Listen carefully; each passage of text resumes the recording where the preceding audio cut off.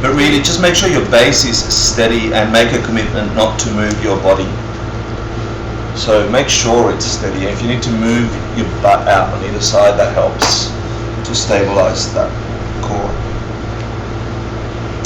Your back should be straight, your head facing forward, your eyes 45 degrees down, slightly shut, almost completely shut. Your tongue sits, the tip of your tongue sits between your palate and your top teeth. Your teeth aren't quite touching. And scan your body for any tension. Begin at your feet.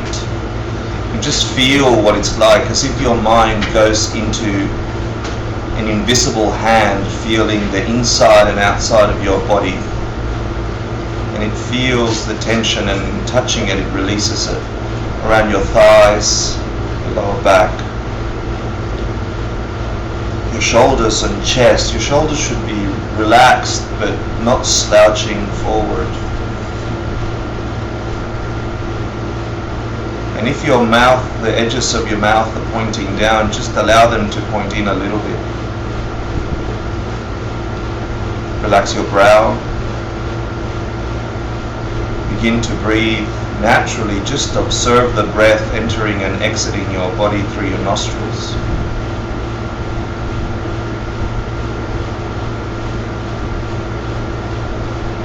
And just watch it like you've never seen it before. All of a sudden you feel the sensation of this breath entering your skin.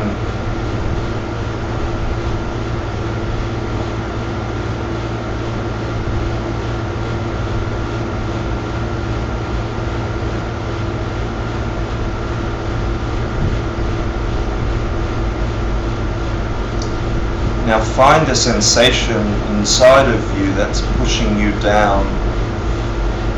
The inner winds that are putting you down to the ground like gravity. Connect with that energy, put your mind to that. And that grounds your base. Realize that there is an opposing force as well. There's an energy that's moving up, and it's pulling you up to the sky from the tip of your head. Connect with that.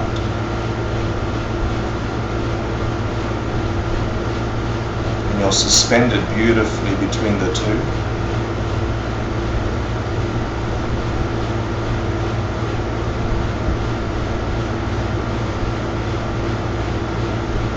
Now return your mind to your breath and make it sticky with your breath, so your mind is leaning deep into the breath. It is nothing but the breath. And as your breath enters your body, your inner organs, your bones, your blood, all begin to fade and dissolve until there is nothing left, maybe after 3 or 4 breaths. Just an infinite sky of blue. No edges to the inside of your skin.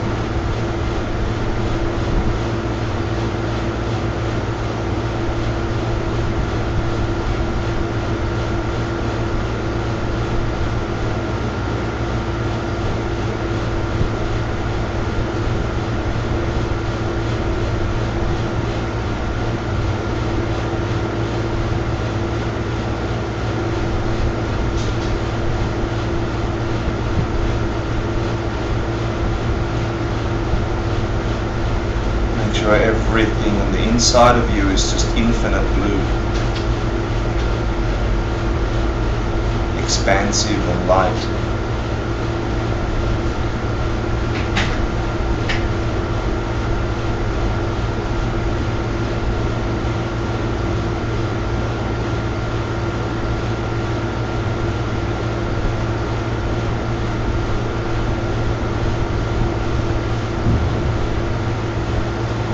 Now find that part of you that has some doubt, some wanting, some not understanding.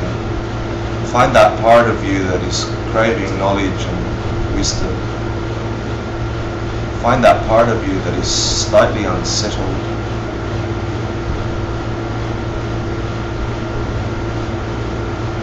And know that it can totally go away. It can utterly be removed if you just knew some things and could put them into practice.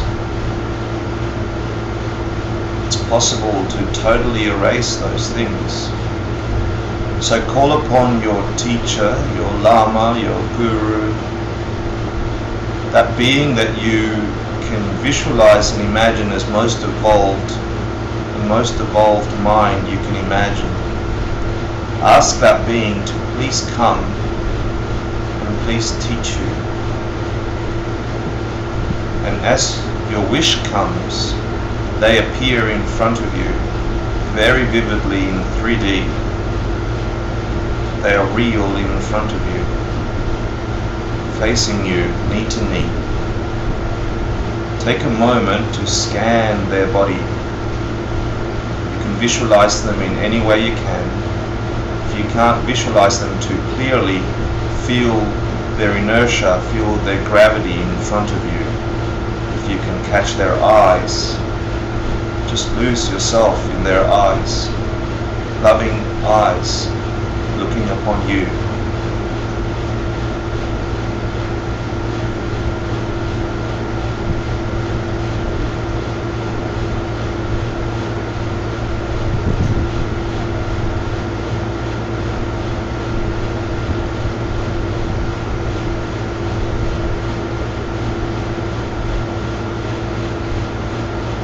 They possess every high quality, every knowledge you seek, every wisdom. They are love for you. So think of their highest quality, the one that you aspire towards the most, the one you admire, the one you respect, the one that can help you.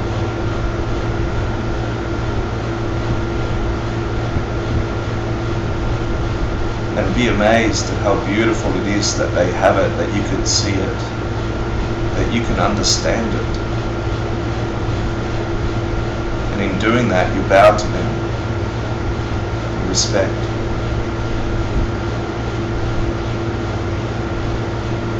And inside of you is born a wish to offer them something of beauty in gratitude. So think of the most magnificent thing you can imagine. It could be as simple as an act of kindness. It could be as extravagant as a transformed universe, glowing with light and love, or anything in between. Allow your mind to offer them something of deep beauty and significance to you.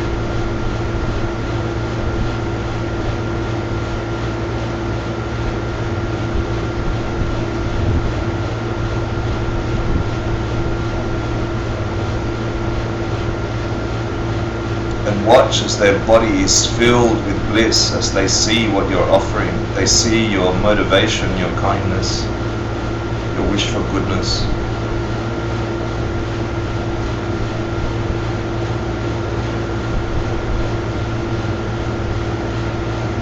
And so you realize they can see everything you think and feel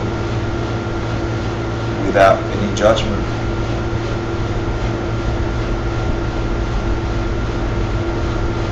So take the opportunity to clear your conscience from anything that could obstruct you from a clear meditation by thinking back at the last 24 hours and really search at your precious last 24 hours and see if you've wasted your time in any way by creating any negative impulses in the world, any acts of jealousy or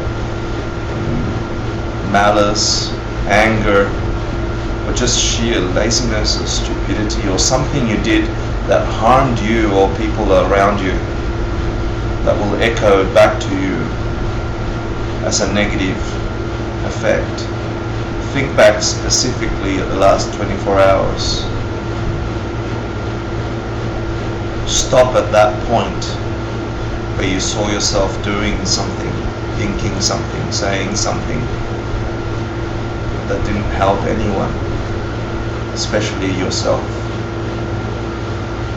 and build inside of you a genuine, deep sense of regret, not guilt or anything like that. It's just a sheer sense of, I wish I'd known better. I wish I could have stopped it. And turn that into a resolve to avoid doing that in the near future. And in doing so in front of your teacher, you are somehow clearer, more clear. Your conscience is free. You've faced up to some obstacle in you. And so allow yourself the freedom to know that you can fix that.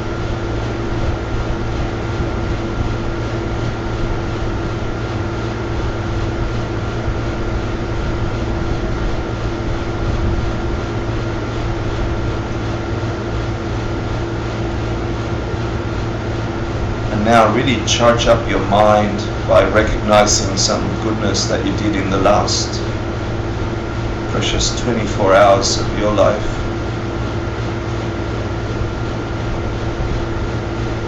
Think back at all the moments that you did some goodness in the world, that you helped other people get happy, that you removed some pain in the world, where you did a genuine goodness from your heart.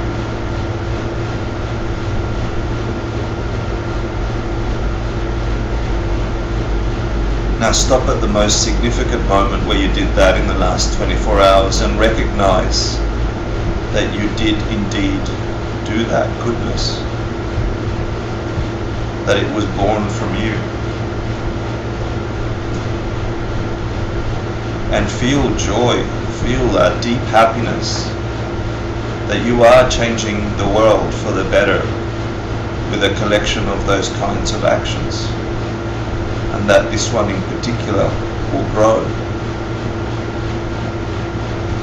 Share that with your Lama, with your teacher, and watch them grow with happiness,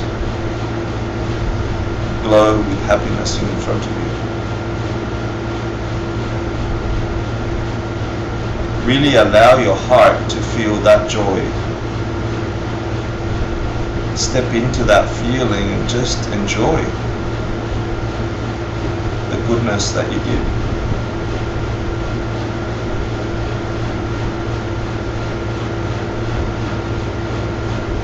And then think for a second that all the other people in this room are now thinking of some magnificent goodness they did. So this room is pregnant with potential that will grow in the world and change it for the better. And like this room, there are many other people around the world also doing goodnesses like this. Think of them and be happy for them.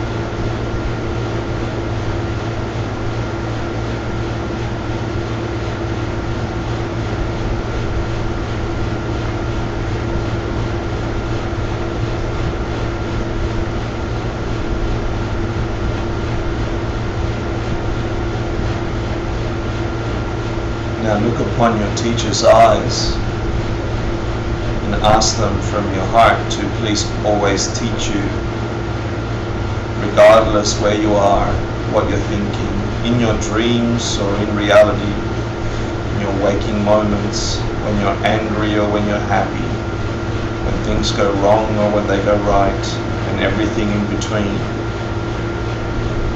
May they appear for you in whatever form is necessary for you to get the lesson and to progress in your journey. And they love your request. So ask them please to always stay. And they lean forward towards you and they whisper in your ear, I will. I love you.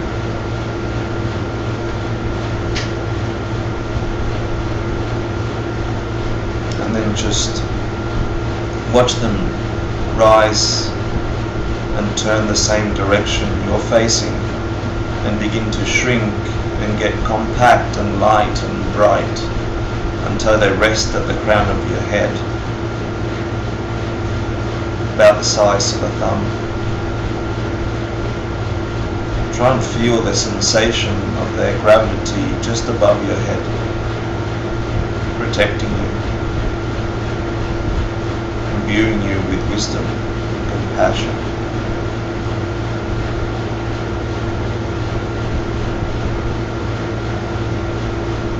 And then begin to watch as light starts pouring from their body, like drops of honey, luminescent drops of honey. And they begin to enter the crown of your head. And as they come in contact with your skin and then into your body, they begin to fill that infinite inside of you with droplets of bliss and wisdom. And for a moment, imagine that those droplets totally expand inside of you until you are nothing but the essence of those droplets, bliss and wisdom. And not even a trace or a memory of any negative emotion remains inside of you.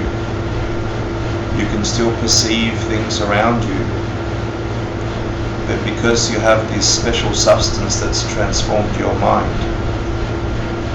you can see everything's ultimate nature, and at the same time, you have love for everything. Your mind has not a single moment's negative emotion.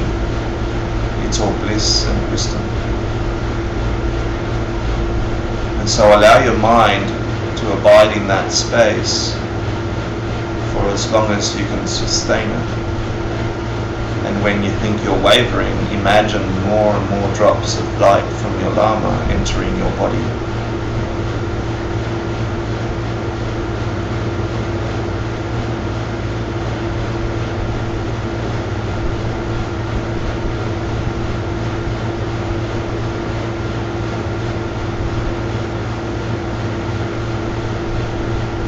Nirvana.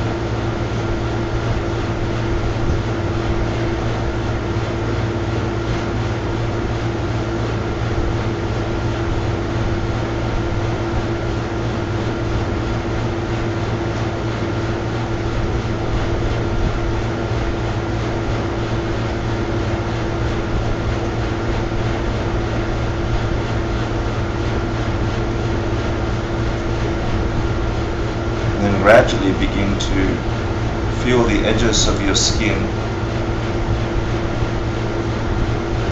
Begin to open up the pores at every inch of your skin and let that light inside of you reach out like beacons of light reaching throughout the entire world, connecting to the hearts of those people that wish this same sensation. Any being that from their side are suffering, they perceive themselves as suffering. The rays of light from you touch them, and instantly they are transformed. And as they are transformed, they throw out rays of light, which are love and wisdom, touching other beings in the world until they are transformed. Until you begin to pull away from the globe and you see this network interconnected humans and beings of every kind, seen or unseen, connected heart to heart, forming a network of living things filled with love and wisdom.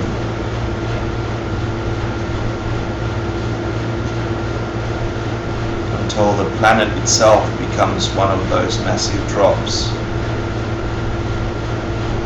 and from it expand rays of light to other planets and beyond.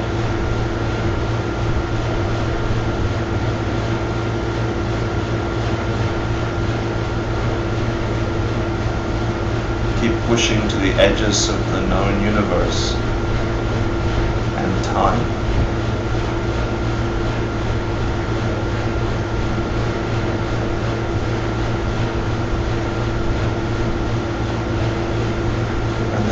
draw the light and bring it to the heart. At the level of your heart, there's this tiny dot just in front of your spine. Withdraw that light and bring it there like a compact beacon, like a nuclear sun. And when you're ready, you can open your eyes.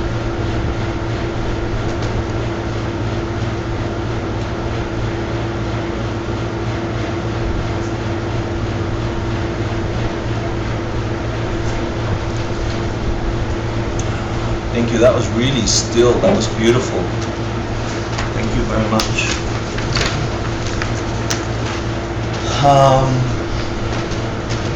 So by now, if not all, most of you would know of the passing of Erica, who was not that long ago sitting in a cushion where you're sitting,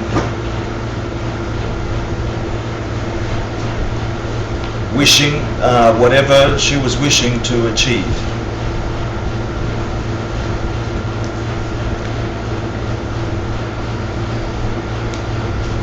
Wanting to make her world a better place.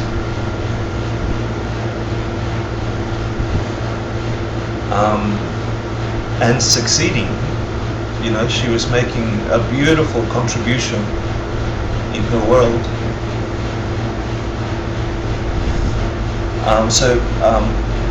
If you didn't know Erica, I'm sure you will get to know her by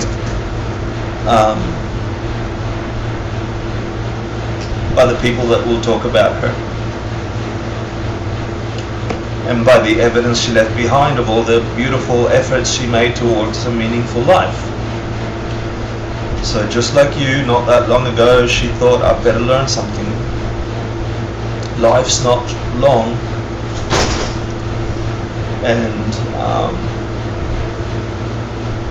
she wanted to make a difference, and you know, she did. So I'd like to dedicate today's class and every goodness that we do by trying to think how to remove suffering from the planet to people like Erica around the world, and those that have that wish but don't know what to do with it. And that something is born in the world where we don't waste time. Time is short.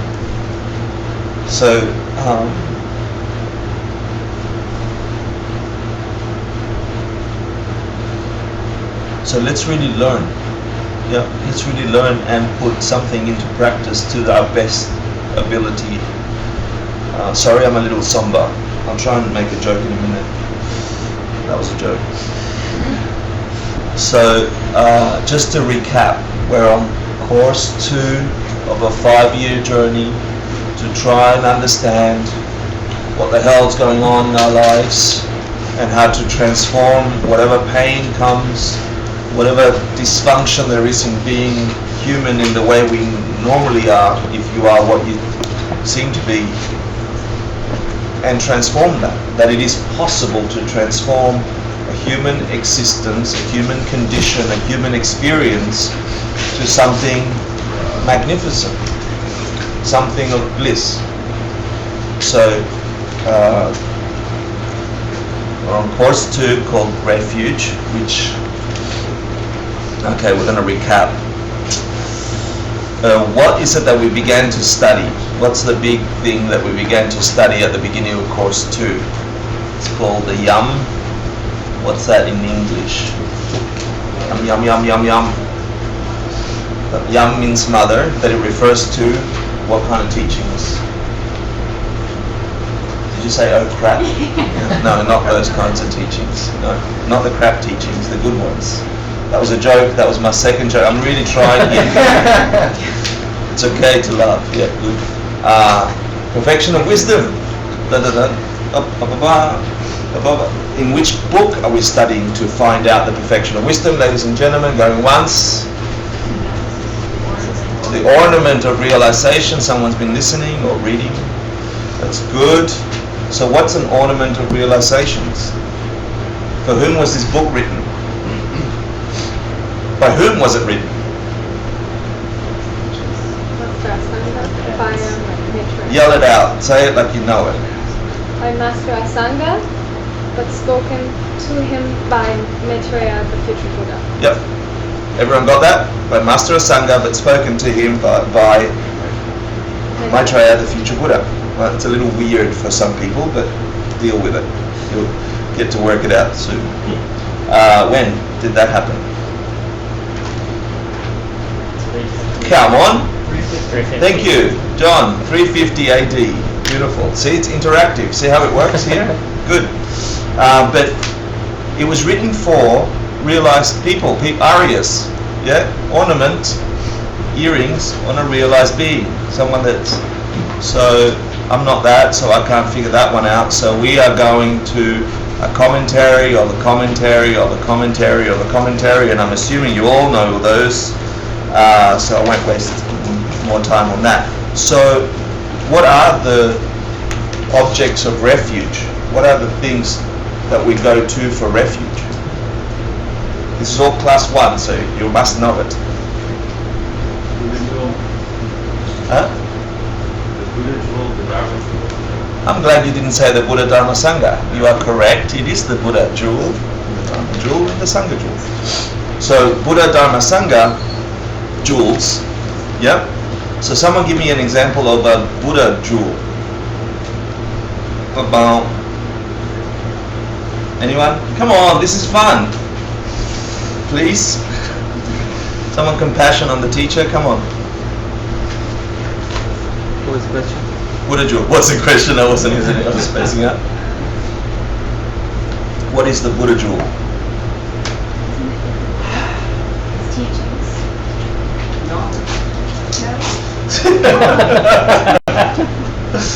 Okay, I'll give you an easier one. What's the Dharma jewel? Anyone who's student. Huh? Anyone who's student. The Dharma jewel? Oh, it's not. That's the Sangha jewel. No. The Dharma is the teachings. The conventional Dharma is the books, the teachings, right? The Dharma jewel, what's Dharma? A Dharma is a realization, right? The ultimate, biggest, chunkiest realization of them all. Sure, it would also be those that have realized. Seen it. They are the Sangha jewel. Esther got it right on the test, so don't worry. Huh? You got it right on She the did test. get it right on the test. Yeah, you got it right on the test? Good on you. What's a Buddha jewel? Cliff? It's the realization of emptiness, the Dharmakaya, or in the conventional sense, Shakyamuni Buddha. Beautiful. Okay. Dharma jewel? We'll just talk about it, just to recap. It's the realizations Yep. in the ultimate sense, and the conventional sense, it's the teachings, the sutras, the books, and what we The have. knowledge that gets you to that stuff. In the conventional sense. And the Sangha jewel. What's the conventional Sangha?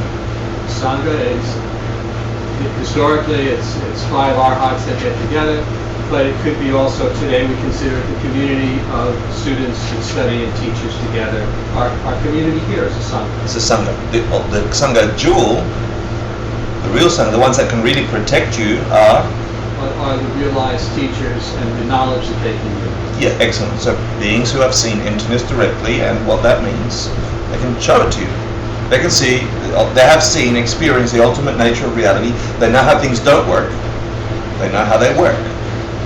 They can help you figure it out. Because we're walking around blindly, thinking we know how they work, making mistakes along the way if you are who you seem to be. And that ignorance is what causes all our suffering. Realized beings have realized that mistake, realized that every perception they've ever had was somehow mistaken, was imbued with some ignorance. Upon seeing emptiness directly, they were realized. We'll talk about a bit about that process today. And then they go about interacting with the world with that wisdom. So that wisdom is the Dharma jewel.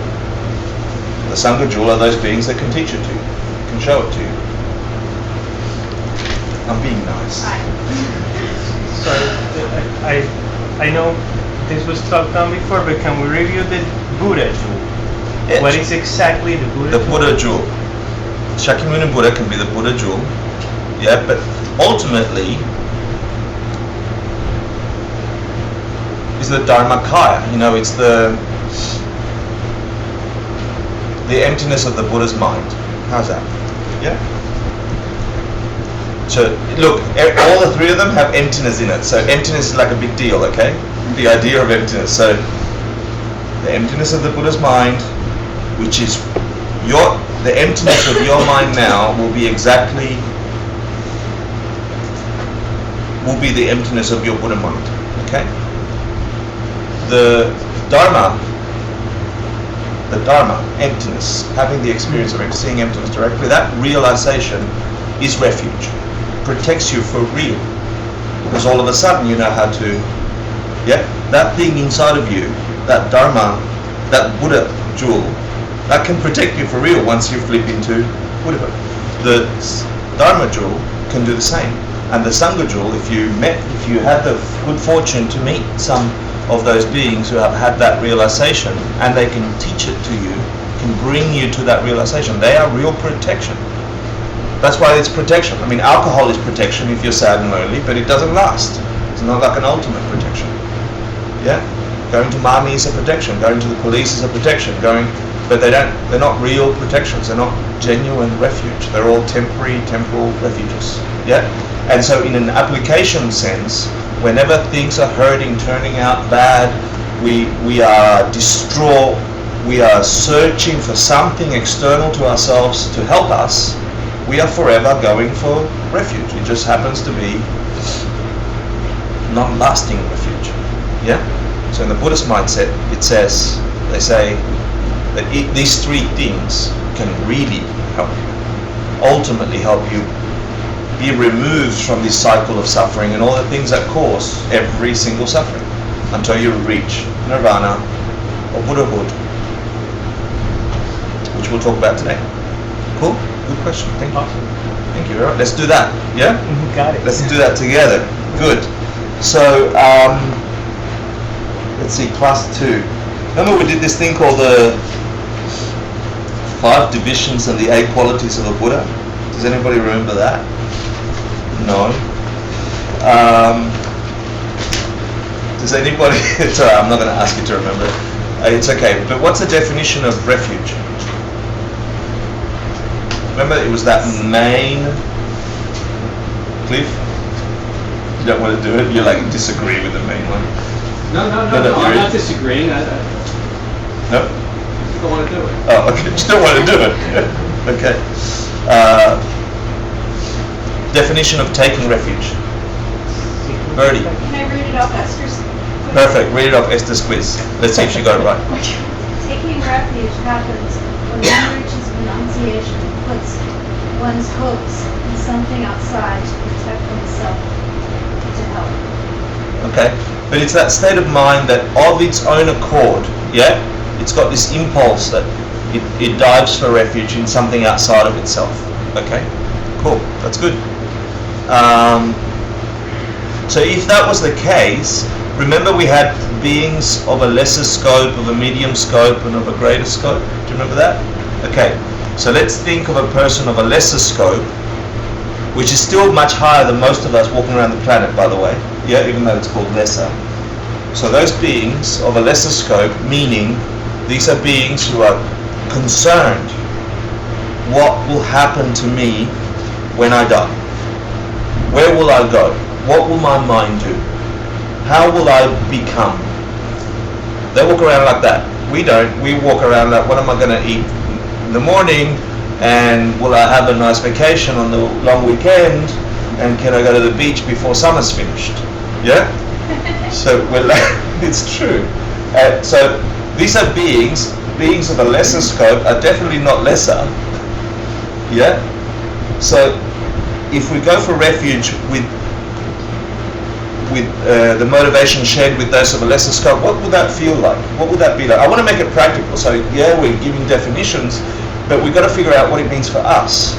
So if we were fortunate enough to share the motivation of a person of a lesser scope, which means I'm going to die. What happens when I die? And you think about that night and day. You're like, I'm done with the beach. I know the summer will come again. Boyfriends come and go. They usually start good. They end up bad. Yeah? It's true. Yeah. My body grows fatter, etc., etc. And so you go, okay, I'm done. I'll accept all these things are coming. That's all well and good. But you know, what happens with this precious human life that I have? What happens? Obviously, so it presumes a couple of things. Beings of a lesser scope. A, that you don't end. Yeah, that this isn't the end. So that's an assumption, and we're not doing that today. So it presumes that the mind is continuous. And it also presumes that you've got some control over where you head, what impulses you bring to that moment, and therefore where you go forward. So it presumes karma and it presumes past lives or future lives. But if we were to share that and we would go for refuge, what would it be like? Beings of a lesser scope. What would it feel like? I can read the answer and then we can just have one of those lessons. Okay. The answer is, first, you feel a personal fear that you might be reborn in one of the lower births of misery. Yeah? No, I'm being an ass. So yeah, you have a fear. You think, what's going to happen to me? Is that my next experience as a being going to be worse than this? So a person of a lesser scope just doesn't want to go below being human. Yeah, doesn't want to have a shittier experience. Happy to keep being human. Or more. So then you say, well actually the three jewels, the Buddha jewel, the Dharma jewel, this idea of emptiness, that realization, and the Sangha jewel, those beings that seem realized to me, they can help me not be a dog. Yeah? They can help me. So you think about that. And then you have that hope, but then you have some kind of faith or energy or belief that that really can help you. So that would be taking refuge if you're a being of a lesser scope. Yeah? Apply that to, yeah? Like if you're worried that you're going to have a shitty day tomorrow, Yeah. would you be a lesser, like, would that be a long example? I'm not looking at it from a reincarnation standpoint, just, you know, karma, cause, result. Are you asking if by definition that would be taking refuge with people shed the lesser scope? Sort of, yeah. No. So, yeah, because you're thinking about tomorrow. Yeah, I mean, you could metaphorically say, and it can help you, and it can build a habit, and it can build a knowledge, but by definition, you should be thinking about this idea of what happens when I die. What happens when things break down. And look, there are many, I've been to quite a few Buddhist centers, and I think it's fair to say that, you know, people interpret these things, these ideas, in a metaphorical way, and how can I apply to it? And we all do it. We all do it to some degree, depending on our internal understanding. And they're all good. They're all okay, because they're all getting you somewhere. Okay? I can't be forced to have a belief outside my limit until I reach that limit. You know, but if that helps me get along the path, and you know when you're getting results if you're going along the path, then that's good. Then that's okay. So then if I grab this teaching and I say, you know, past lives, future lives, I really don't know. So how can I apply it today? And that's a goodness. You know, if the infallible law of karma, that cause and effect that we all believe in, you know, if definitely what you plant is what you sow is what you reap, then that also is applied to the motivation with which you attend to your day. So if you apply this thinking to how can I improve my experience of tomorrow, that's got to have a result similar to its course. So that's a good thing. Yeah. So don't beat yourself up. Just keep striving to get better. Bodhicitta, mind. Did you have a question? I was going to answer the next two questions. I haven't got the next two questions. You do have the. Are you cheating? I'm actually walking you through the exam, by the way. Yeah, that's coming at the end of the thing, so you're all prepared. And at least when we finish the course, you know all the essential points. Is that what you're going to answer? Let's go through the middle scope and the greater scope. No, I was going to let them figure it out. Yeah. But thank you. Do you remember that we did this detailed definition of taking refuge? Yeah, no, bodhicitta. Yeah. I'm not going to ask you what it is. What's the shorter one? Reaching enlightenment for the sake of others. The wish to reach enlightenment for the sake of every living being. Yeah, or every other being. Thank you very much. What does that mean? Total enlightenment. Total enlightenment. Thank you. What does that mean? On a practical sense, today. Imagine you get the wish tomorrow, or when you walk out of this room, or before you walk out of this room. What does that mean? What would it feel like in your body? Wow, you're all very quiet. Is it I'm scary today? Is it like something? Would it be like, Thank you. Would it be like love for every being, like you really want to take care of, you really want to help, and like spontaneously. I mean, I guess they say like a mother towards the child. Mm-hmm. But No, good. go. I think it's like wanting to find that love and happiness, but it's to remove like their impurified heaps and get them to a point of total enlightenment themselves. Yeah, it's beautiful. The impurified heaps. Just the fact that we have this condition, yeah, to a point, the wish for enlightenment for the sake of every living being, this bodhicitta thing, this wish, goes beyond wanting people to not hurt because their boyfriends broke up with them, because, you know, after they had the baby they got fat, or whatever, yeah? It goes beyond, I lost my hair and now I don't feel pretty. It goes beyond all these minor sufferings, and ultimately it says, what a shitty condition this is. To be forced to have a being, a body that must, by its very nature, deteriorate and cause suffering. Yes, it's got a ton of beautiful pleasures in between. Yeah? If you've kissed somebody, if you've seen the eyes of a child, if you've fallen in love, they're all beautiful, beautiful things.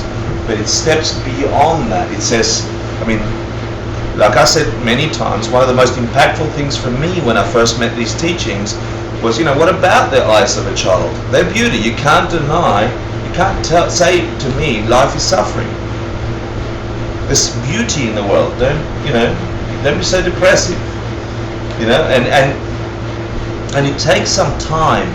But the thing that impacted me the most was getting a deeper understanding that even those beautiful, magnificently blissful experiences end. We are pulled from them. We are ripped apart from them. And in that sense, they are like licking honey from a razor blade, because it must necessarily always end in a suffering. So they say that every goodness that must necessarily end in a suffering cannot be called a goodness by definition. It must be called a suffering. So you fall in love, you have the most magnificent partner, you adore them, they adore you. At some point, if you stay together right up until the very end, upon death, one of you will die a millisecond before the other, and you will have a loss. So in the condition that we're in, so the fact that we have these 5 heaps, the fact that we have this condition, and we'll learn about that when we get to talk about, I don't know, is it ACI 8? We talk about the... I think it's this reading, isn't it? Is it? No, this one's Nirvana. No, today's Nirvana. Well, Yeah, but we don't talk about the heaps. Yeah. really? Yeah, I don't. Yeah, I don't know what's in there.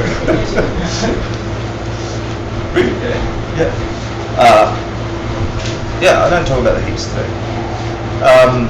I'm talking about in detail. We actually go in detail about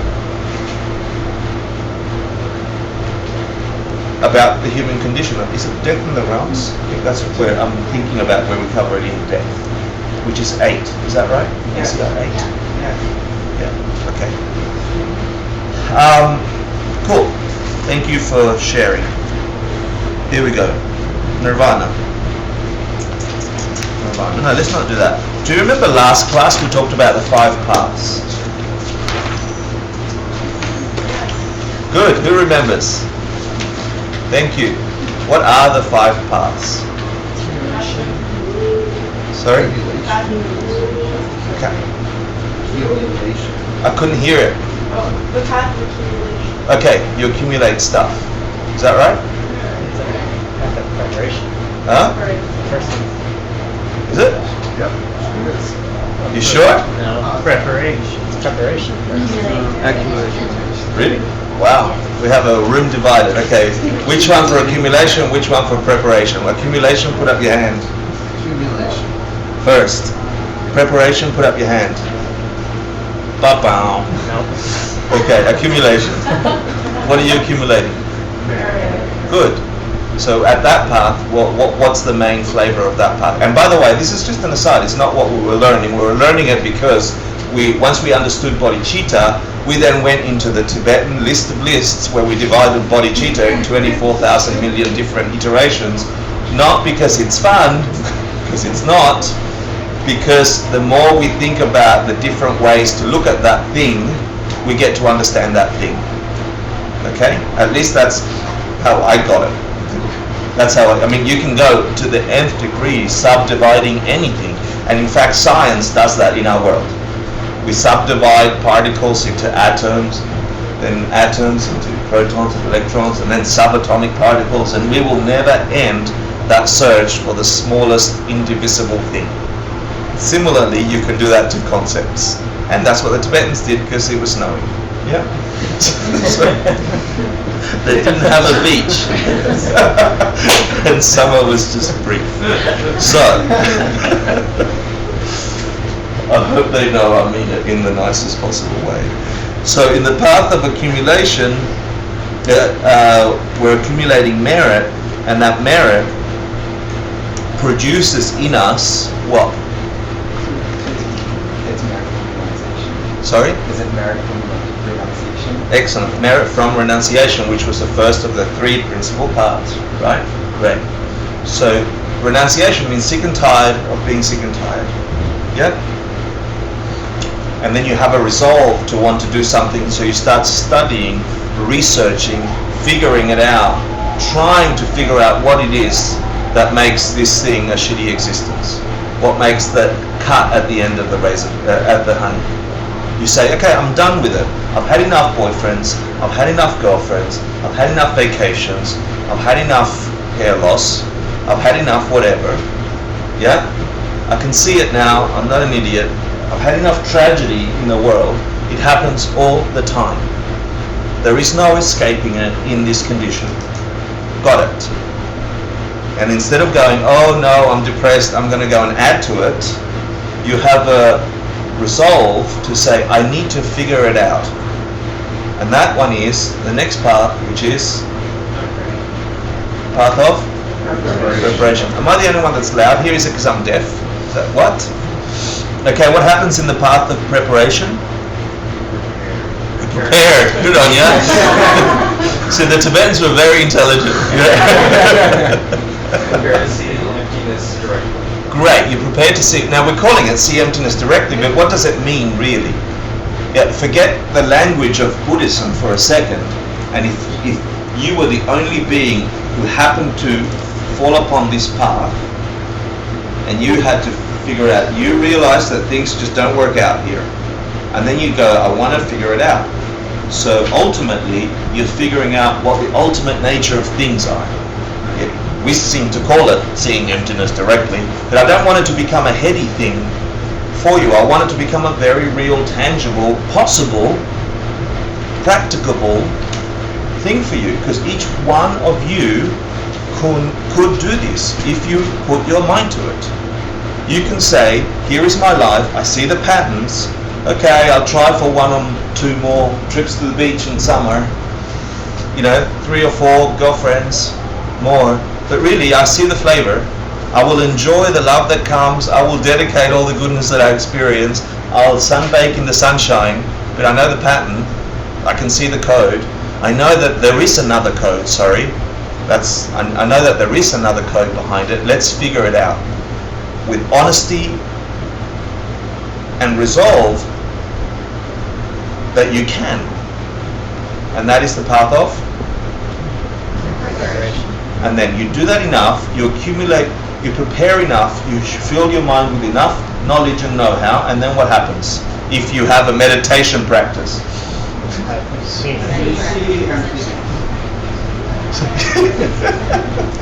I think I heard what you said. I said you get an intellectual understanding of emptiness. Good, thank you. And from that intellectual understanding of emptiness, you enter into the path of Seeing. Crucial moment in the consciousness of your mind, from infinite time without beginning to infinite time with no end. At some point in that spaghetti noodle that is the continuum of your mind, a singular point in time, so it seems, shifts the very DNA of your mind, shifts the very nature of who you are and how you experience this matrix, totally and utterly. And that we call seeing emptiness directly, having a little peek at the ultimate nature of reality. You can only see it in meditation, so you must have a deep meditation practice. There's no other reason to have a meditation practice. Meditation's boring, yeah, for a human to sit down and go doesn't do anything. It's just sitting there doing There's a point to it. The point is to withdraw your senses from this gross body, remove this habitual monkey mind that jumps from thing to thing to thing to thing, begin to control it and tame it to a point where you really hone in to that essence that is the core of your consciousness. Remove all the distractions and all the other stuff, all the mental ones, and you actually enter, at some point you enter another realm, the form realm. And there's stories about that and blah blah blah. But you withdraw deeply from who you think you are, how you think and how you process, and you come to this place where you see the ultimate nature of things. And that experience can last anywhere between 15 and 20 minutes, according to what I understand. That's what I'm teaching, that's what I learned. And in that experience, you cannot be conscious of yourself, you cannot be conscious of anything. It's like pouring water into water, they say. And in that experience, you see the ultimate nature of reality. You realize that as you emerge from the experience of seeing emptiness directly, and you begin to have some realizations over the next 24 hours. And that is the path of seeing. Those realizations are the 4 aerial truths, sometimes mostly mistranslated into 4 noble truths. Why are they not the 4 noble truths, and why are they the 4 aerial truths? It's the same thing, just a different way of saying it. The Aryas are considered noble because they are Aryas. It's noble. But in the translation of noble in the West, we think of some nobility or something. Yeah, it's the way it's used. Yeah. So in terms of Arya, is because an Arya has seen emptiness directly. Yeah. So they're truths belonging to the mind of a being who has seen emptiness directly. So in that respect, they are real truths. But if you translated it, people wouldn't know what it meant, so you have to explain it, etc., etc. Yeah. So the 4 aerial truths are the realizations you have after you come out of that experience of seeing emptiness directly, and you have some cessations, and the rest we'll talk about today. That is the path of seeing, and the second part of the path of seeing are those realizations too. Those 4 realizations that you have, and a whole bunch of smaller realizations that you have as well. They say, boom, boom, boom. After the path of seeing, you enter the path of habituation. So what's the path of habituation? And you start getting used to this new reality, this real reality that you just discovered. So in deep meditation, you had a peek at the ultimate nature of things. You are forever transformed, but then you are back into this perception, and you see things falsely appear to you. You feel and perceive them in the way that you used to. The only difference is that this time you know that they are not true. They are not the way you thought they were. Because of the knowledge you had, that in that experience, you now see how the fabric of this world is lying to you. Just to what degree it's lying to you. You begin to, and because of those realizations of 4 aerial truths, you see that life is suffering. You see that the condition of that previous view is just suffering, that you must exit this body, that these things must turn. You just know it. That's the first truth. And then the next one is, you actually know the causes of that. You see, you get a reality check that suffering is caused by nothing but your mental habits. your causes and conditions, your actions in the world, your karmas planted in your mind stream. They're caused by you. You understand the causes of where that suffering comes from, specific to you. What's the third real truth? Cessation. Cessation of what? Cessation of delusion, which are the three poisons, which is Yeah. which is misperception of reality, Yeah. seeing things as being inherently existent, and then seeing things as having a self which doesn't exist. Because of that misperception, one develops, it's the wrong words are used, which are desire and hatred, which are not at all good, but they're actually, it's desire is attachment, which is a very specific meaning, which you must know, and aversion, which can be from hatred to a very subtle, I just don't like the feeling. Yeah. And it's that is the cause of our suffering. And when you get into nirvana and the definition, it's brilliantly done, and it actually explains where we're going and exactly how to get there in, I think, 1 or 2 sentences. It's incredible, and I'm very excited about it. We're not going there just yet. We're still reviewing class 4. Thank you. It's important because if I'm not hearing answers from you, I'm figuring out you don't know the stuff. They're just subtle concepts. You've had the fortune of studying for a long time, many years, and that's great. That's really good. But if I'm not hearing back from everybody here, if I can't see in their eyes that you get this and you can connect it, then I'm wasting my time, or you're wasting yours, or I haven't done my job, and I want to do my job. Which means before you walk out of here, you must connect these ideas to something meaningful in your experience. Something meaningful that you can put to practice when you go to bed, when you go home, when you fight with your mom, whatever you do. You can put these ideas to practice. That's the only use, that's the only way they can help you, is if you use them. So in the path of habituation, you become accustomed to what you saw in the path of seeing, and there's 2 parts to it. You begin to remove all the backlog of karmas that you planted before the path of seeing, and you begin to shift your perspective by taking action. You habituate your mind to that thing. And ultimately, the last path is the path of no more learning, which means I don't have to do any teaching. Good. That's a joke. Joke number 3, that's not what it means. The path of no more learning is what? Buddhahood. Yeah? Okay, whatever. It's really called no more learning, or is that some type of a simplified translation? It doesn't make sense that. Do you know the answer to that? For this tradition, for the Gelugpa tradition? No more learning. Cliff knows The that. answer to it, I'm wrong. I could be wrong. Let's have a look. I'd like to be wrong. It's called no more learning because when one becomes fully awakened Buddha, there's the realization of there is no self. There is, this is the Diamond Sutra, there is no one to be awakened. All right, there is that identification with the body and the mind no longer exists. So if there is no one to be awakened, I mean, it's a complex answer, but if there's no one to be awakened, there is no one to learn, so there is no more learning. That works for me.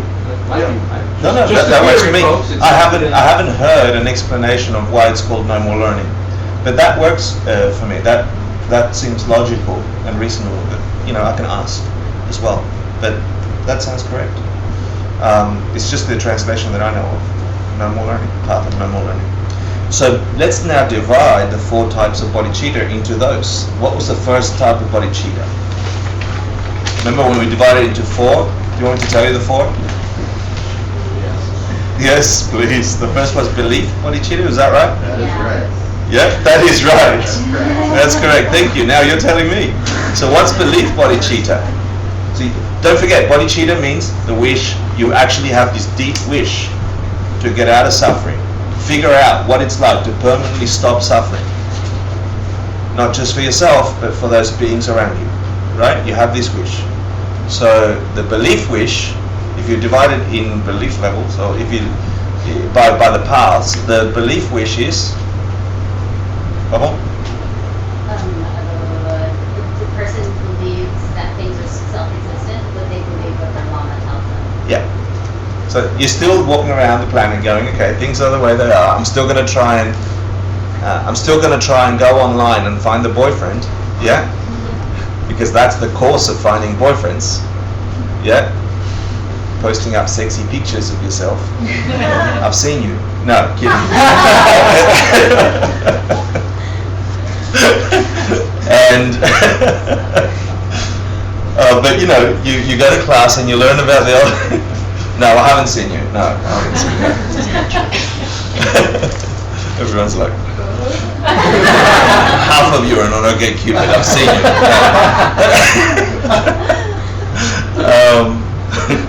This half. But you believe your teacher. You've learned something and you believe them somehow. You have this trust that, okay, that's how things work. Okay, things are not self-existent. Yeah, and I can make it work that way. What's the next bodhicitta? Personal responsibility. Yeah. Do you remember the Tibetan word for that? Raksam. Yeah. Great. Okay. So the belief, which of the paths does it relate to? At what path level of the 5 paths must you be to have that belief? 3. 1 is 3. The first half 4. No, I'm talking belief. I'm talking belief. Oh, belief is accumulation and preparation. You made notes. That's fantastic. Yeah, no, good. The first 2 paths. Yeah. Why does that make sense? Because you haven't seen emptiness. Because you haven't seen emptiness directly. Yeah. So, yeah, good. Okay. Raksam, personal responsibility, the wish with. Where does that come in? Path of seeing and the first half of habituation, right? And because you have seen emptiness directly, however, you still end up perceiving things as self-existent. Yeah, so you're forcing the view. Yeah, great. Thirdly, the ripened wish, which begins where? The second part of the path of habituation, which means what? You no longer see things as self-existent. Yeah, okay. But you have the subtle seeds for it still. And last is the eliminated obstruction wish. Okay, now we divided the last part of last week's lesson. We divided bodhicitta into 3 types. Do you remember those? The king, the shepherd, and the ferryman. Okay, what's the king? Say that. Bring others to Right. What's the shepherd? You walk with them. Follow everyone. Follow everyone. Yeah, so you make sure they all go through the gate first and you go last. Okay? And the last one is the... Okay. Is it possible to actualize? So, see, it's one thing to have that motivation to walk around the planet saying, I think I'm figuring out that things don't come from themselves.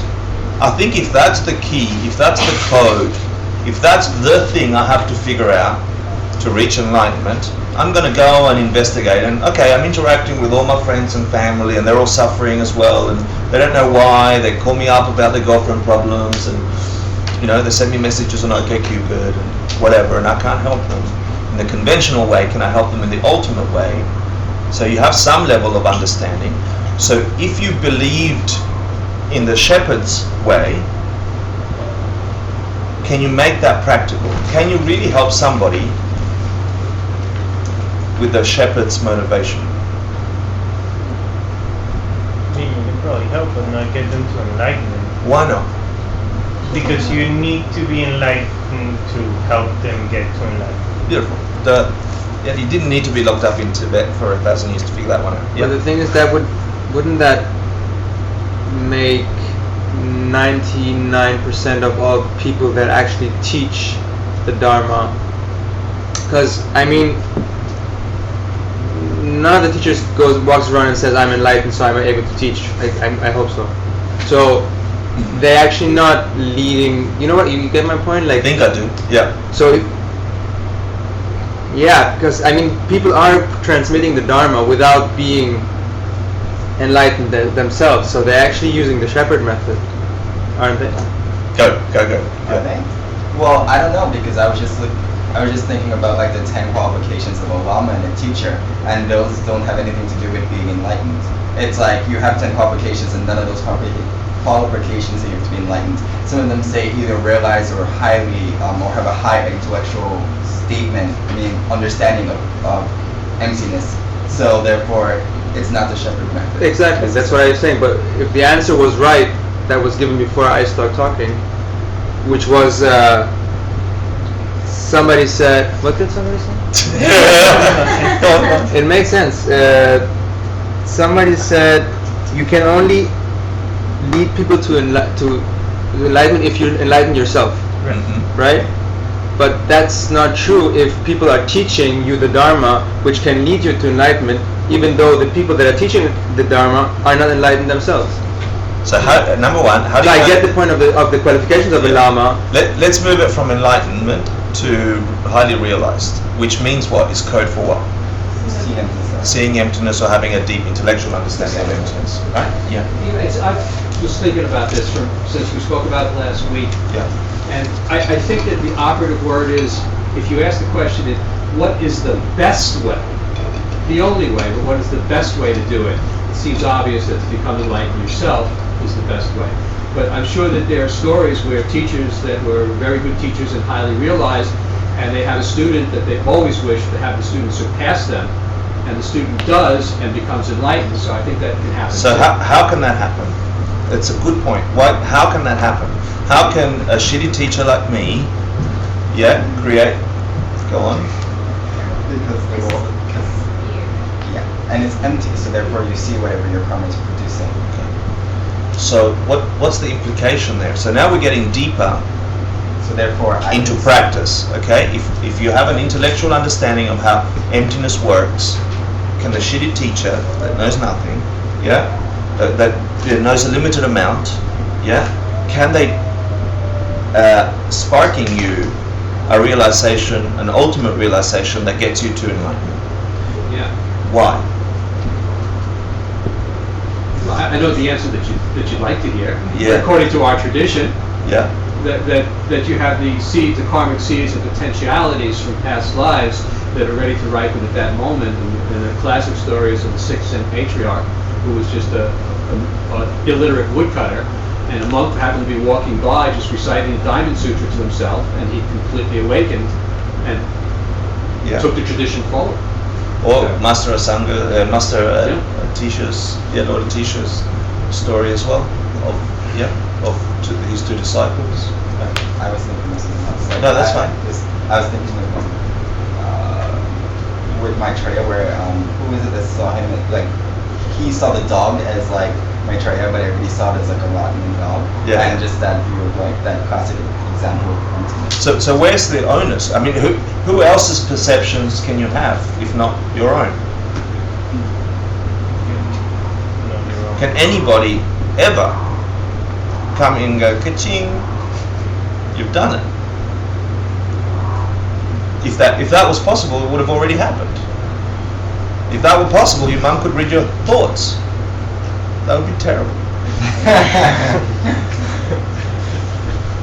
I'm just thinking of nice things. Yeah.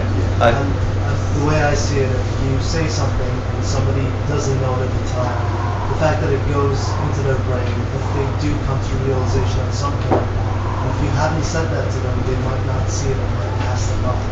But if you say that to them and they see it, then they can pass it over sometimes. So they might become, you can't teach it, not directly, but you can help them to realize it.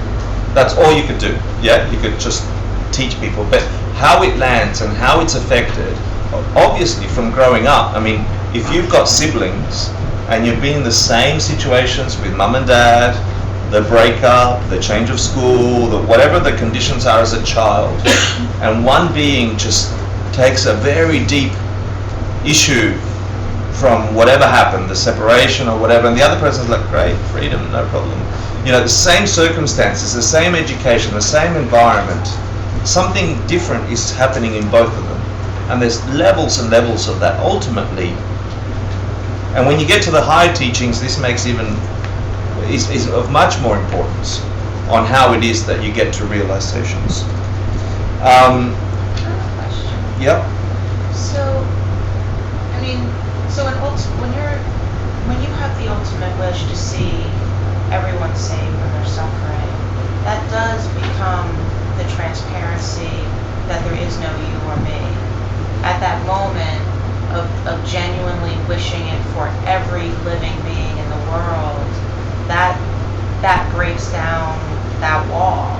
So with the shepherd, if you're part of the group and you're completely committed to everything around you being saved, that's why you are a savior as well, right? I mean, because you're eliminating the you and me. Mm-hmm. That's interesting. It's a question. Mm-hmm.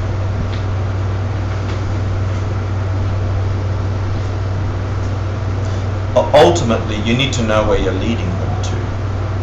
You know, ultimately, you have to know without a single doubt that what you're doing with them, for them, you can love them, but what you're doing for them, what you are, the steps on the path you're taking, you have to have a certainty that it takes you there.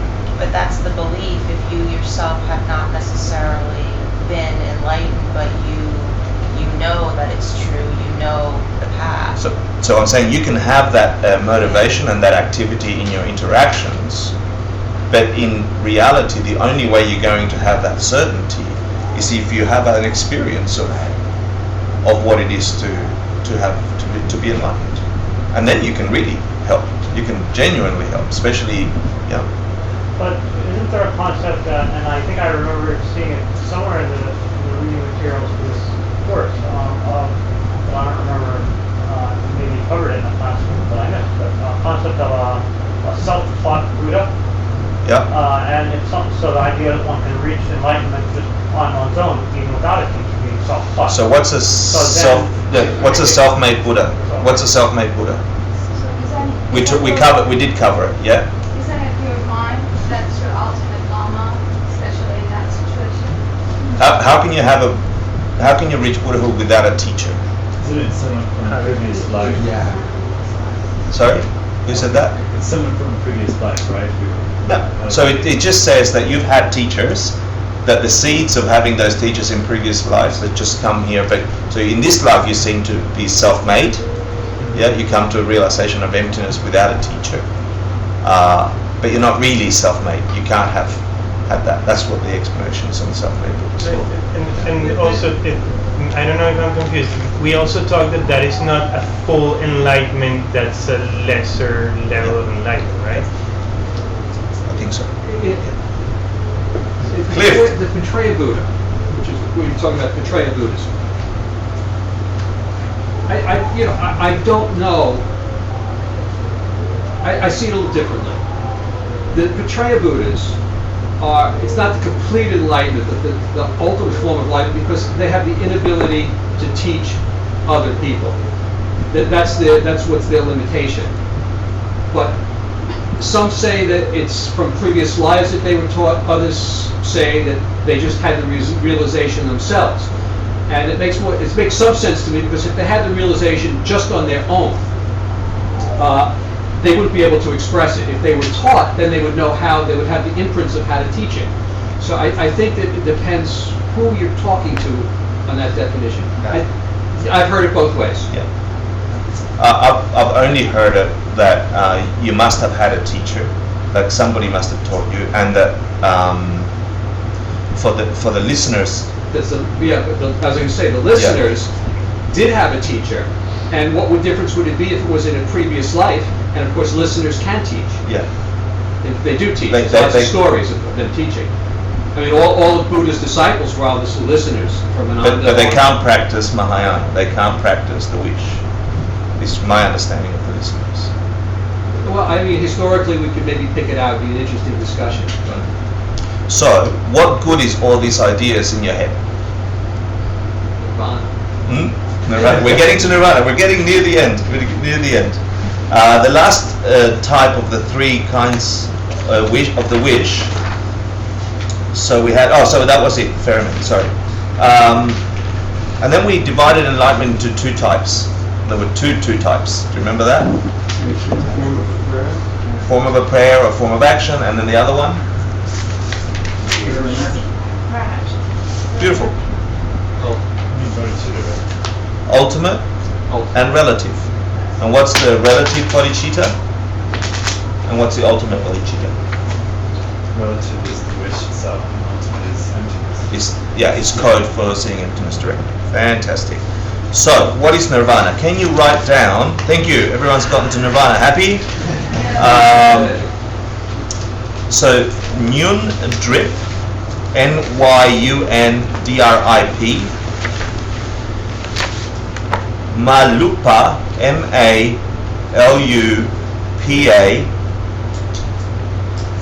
Pangpay, Pangpay. Sosor, Sosor.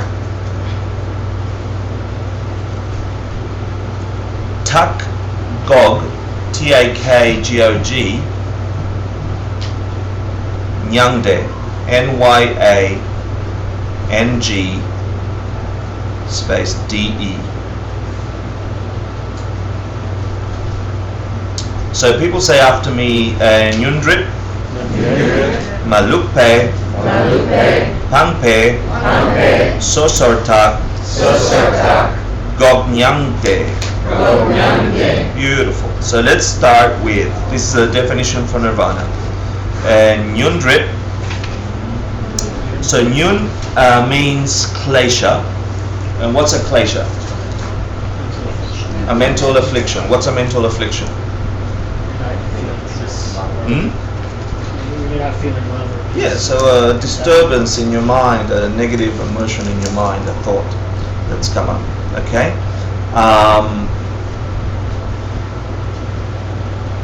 The drip is obstacle.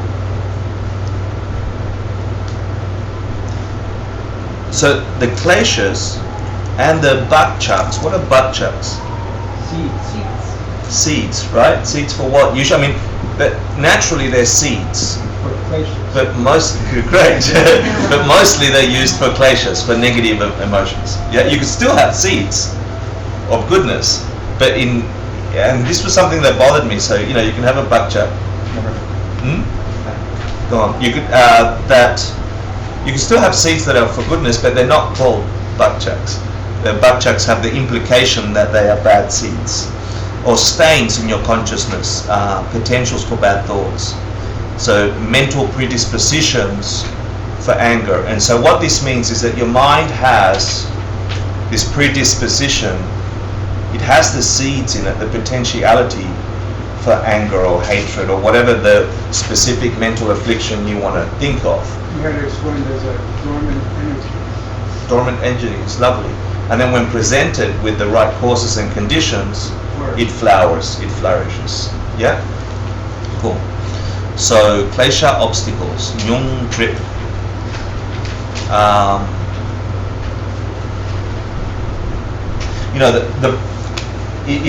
There are some practices in Tibet that look to destroy the bakchaks, the seeds, upon death and dying, that stop you from seeing that process as a self-existent process. So there are practices that if you follow them, and it's probably, it's sort of the last resort practice really, because you can remove all those bakchaks beforehand if you practice well. But it lets you control your response as these seeds, these potentials are there. You can short circuit them at the time of death if you've practiced enough a certain thing. And so that's one way of applying this idea of bakchaks, that you can actually break those seeds. So these seeds do what to you in relation to nirvana, to peace of mind, to they stopped you, they obstruct you. Yeah, so that's what that first part of the meaning. Malupe, so it means in their entirety.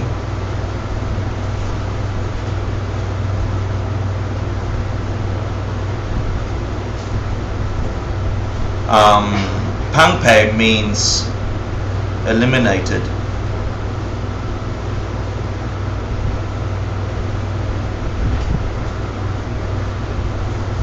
Sosartar, that's interesting.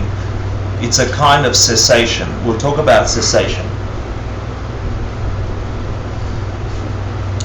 But before we do that, let's have a 10-minute break, and I need to have a proper break, and then we'll be back at, it's just before 1:45. Yeah? Yeah? 1:15. Yeah, quarter after. Quarter after. Thank you. And I have some quizzes. Thank you.